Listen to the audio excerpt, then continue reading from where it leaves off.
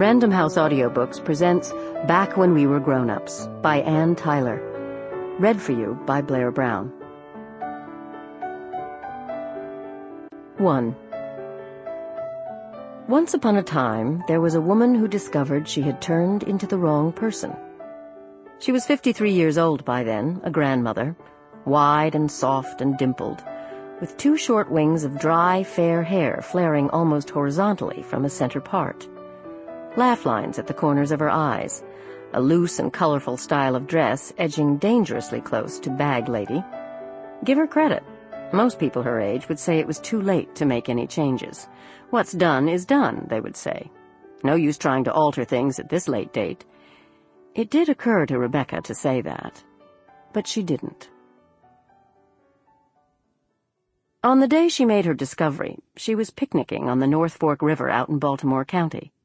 It was a cool, sunny Sunday in early June of 1999, and her family had gathered to celebrate the engagement of Rebecca's youngest stepdaughter, No-No Davich.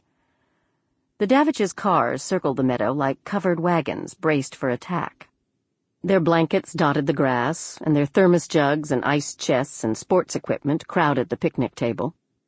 The children were playing beside the river in one noisy, tumbling group, but the adults kept themselves more separate.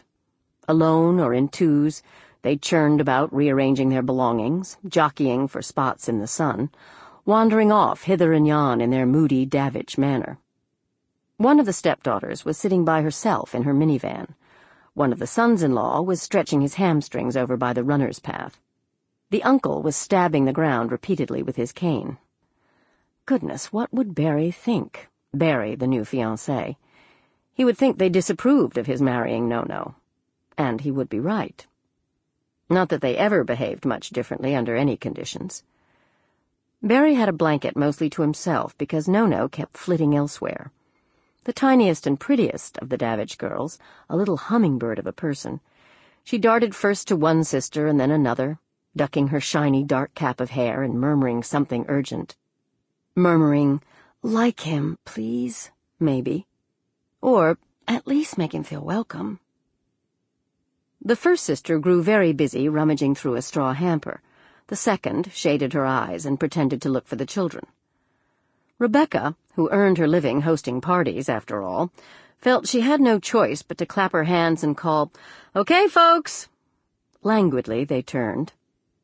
She seized a baseball from the table and held it up. No, it was bigger than a baseball. A softball, then. Undoubtedly the property of the son-in-law stretching his hamstrings, who taught phys ed at the local high school. It was all the same to Rebecca. She had never been the sporty type.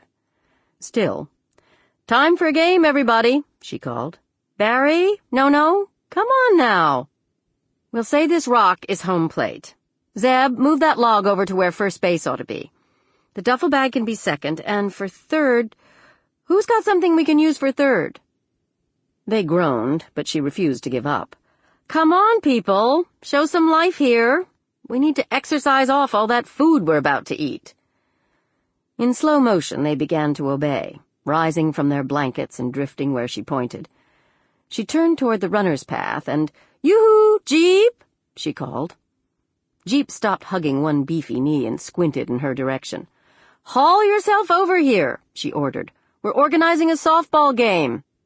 "Ah, Beck," he said. "I was hoping to get a run in." But he came plodding toward her. While Jeep set about correcting the placement of the bases, Rebecca went to deal with the stepdaughter in the minivan, who happened to be Jeep's wife, in fact. Rebecca hoped this wasn't one of their silly quarrels. "Sweetie," she sang out.